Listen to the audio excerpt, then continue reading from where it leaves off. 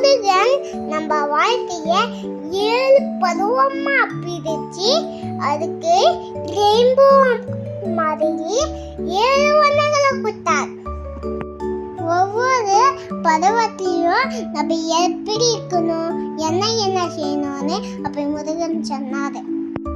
இது நம்மள ஒழுக்கமான வாழ்வை வாழ வச்சது. இதான் முருகன் சமணம் சொன்னாரு. அதுக்கு பின்னாடி ஆசீர்வாதம் ஆச்சு. ஆனா முருகனுக்கு முன்னாடியே நம்ம சிவன் இருந்தார்ல, அவர்தான் முதல்ல ஒழுக்கமான வாழ்க்கையா சொல்லி கொடுத்தாரு. அதுக்கு கையானம் பேர் வச்சு ஹெல்த்தியா வாழ வச்சாரு.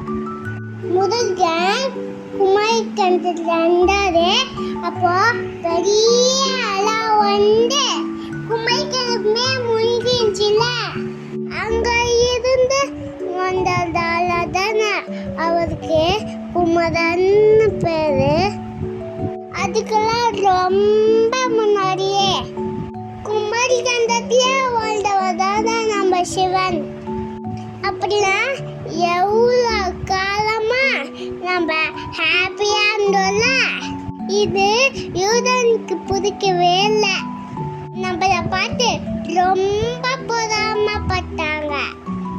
அதுக்கு நம்ம ஒழுக்கத்தை குலைக்கணும் பிளான் பண்ணாங்க.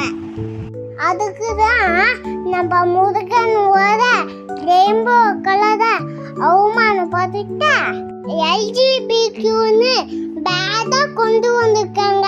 Bad people. இப்படியே போச்சுன்னா நம்ம எப்படி ஃபேமிலியா ஹாப்பியா வாழ முடியும்?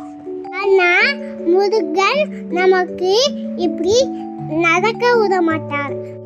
LGBTQ யாரும் ஏற்றுக்கவே மாட்டாங்க. பேட் பீப்பிளோட பிளான் தோற்றுதான் போகும். அப்போ மாதிரியே நம்ம ஹாப்பியா இருப்போம்.